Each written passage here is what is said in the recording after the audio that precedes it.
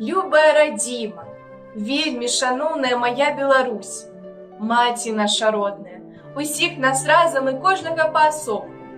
Нізка схіляюся перад табою ў пашане ўжо толькі за тое, што ты заўсёды была, заўсёды ёсць і заўсёды будзеш. І калі думаеш пра цябе, і калі часам забываешся, ты спрадвеку з намі.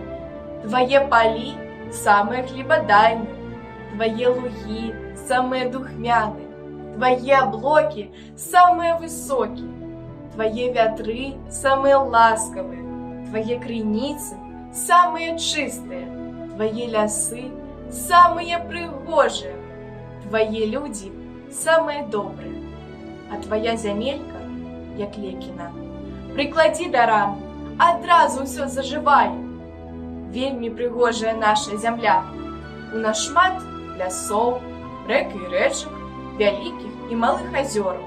З космасу, як сцвярджаюць нашы землякі-касманаўты Пятро Клімук і Владзімір Кавалёнак, Беларусь выглядае зялёную-зялёную, з блакітнымі ўкрапінамі азёраў. Нездарма нашу краіну ў свеце называюць сінявоку. У нас вельмі цудоўныя людзі. Добрыя, ласкавыя, спагадлівыя, працалюбівыя, сціплыя, вясёлыя, але не бесклапотныя. Мы крыху задумлівыя. Часы войны, якія з рэдкім пастаянствам праязджаліся па нашай зямлі, навучылі нас думаць пра многае. У нас не горача і не холадна, у нас не сыра і не суха.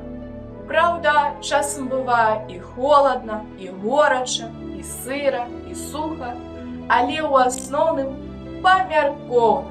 Бо клімат у нас такі, памяркоўна-кантынентальны. Твой народ, з якім ты заўсёды, які заўсёды з табою не зводны. Цябе немагчыма разлучыць, як і яго з табой.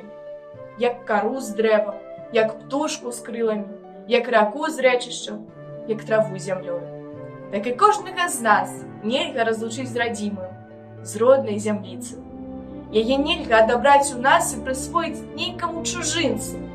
Яна заўсёды адрыне таго, хто не палюбіць яе так, як любім яе мы самі.